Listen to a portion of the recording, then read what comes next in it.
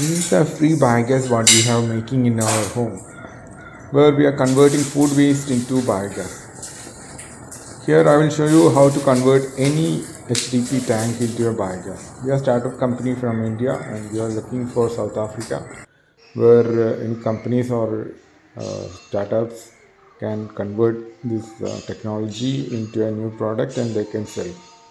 We are ready to transfer the technology, and here you can see any HDP tank which can be converted into a water biogas plant.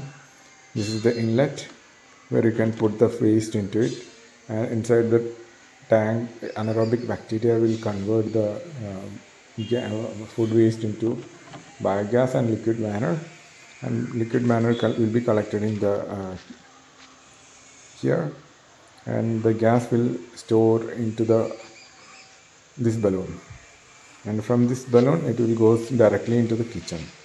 So we will send you the biogas kit, and you can make it into a biogas plant using any water tank or any HDP tank. So it's a simple, cost effective, and you can make 5 kg to 50 kg per day plant, which is cost effective and suitable for houses and businesses and bulk waste generators. We are looking for startups and dealers already working in the waste management companies, and new person who is interested in waste management projects.